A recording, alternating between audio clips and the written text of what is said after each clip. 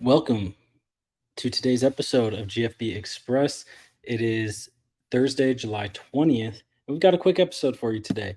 First thing out the gate, Dennis Dodd reported that no movement is expected today on Pac 12 media rights despite reported meeting with league presidents. Industry sources remain perplexed by who main linear TV partner will be. Now, you can say that Dennis Dodd is a show for the Big 12, that he's on the payroll of Endeavor, or any of that stuff. But the fact remains the same that there are not enough TV slots left to meet the needs of all of what the Pac 12 schools are wanting, and that they want the majority of their games to be on linear television and they want a certain amount of money. They are not going to be able to do that just because there are not enough linear slots left unless the ESPN adds another channel suddenly, they start putting them on. Or they turn to a partner like the CW or Ion, which was reported earlier this year that they were in conversations with them as a potential broadcasting partner. It just is not going to work. And they may have gotten an update today. Colorado had a special board of regents meeting scheduled for next Tuesday or Monday, or on the 25th, on Tuesday.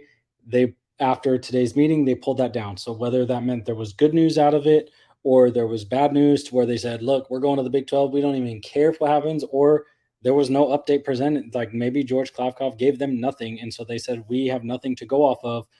We can't do this. And so they maybe took that off. So it is a shame, a true shame that they have nothing to go off of, because if you would have to think that if there was good news coming out of the meeting today, even though they announced earlier this week that they were not going to be announcing a deal at media day, that they would try to leak any good information that happened, try to leak the name of somebody. But we still have the Sports Business Journal, Marshan and Auran saying we don't know who the partner is going to be. It's purported that NBC is out, Fox is out, CBS is out, ESPN is out. Is there a number that's low enough that gets them back in? Of course. But at what point does ESPN just say, hey, we'd rather pay 50 grand to broadcast Sac State versus Weber State and have an FCS game playing at 8:30 because most of the country's asleep anyway, versus we want to pay for this whole league, whole kit and caboodle. So that's first thing. Still no deal. If there was a deal, we would hear about it. Other news: Chris Vanini reported from the Athletic that now a third lawsuit against Northwestern and their athletic program, hence the Northwestern Ryan Field behind me, is going to be brought up against them. And Jim Phillips, the commissioner of the ACC, is also named as a defendant in this one. So this is now the second lawsuit against him, third lawsuit overall, and the released a statement saying, this has been a difficult time for the Northwestern University community, a place that my entire family called home. Over my 30-year career in intercollegiate athletics, my highest priority has always been the health and safety of all student athletes. Hazing is completely unacceptable anywhere, and my heart goes out to anyone who carries the burden of having been mistreated. Any allegation that I have ever condoned or tolerated inappropriate conduct against student athletes is absolutely false. I will vigorously defend myself against any suggestion to the contrary. The other list on this lawsuit, the others listed as defendants include University and its Board of Trustees, Pat Fitzgerald, University President Michael Schill, current Athletic Director Derek Gregg, and former University President Morton Shapiro. And last piece of news, the Colonial Athletic Association, which is one of the better FCS conferences, or had been one of the better FCS conferences, has announced a rebranding. They are keeping the same logo, but they're simply swapping the name effective immediately from Colonial to Coastal.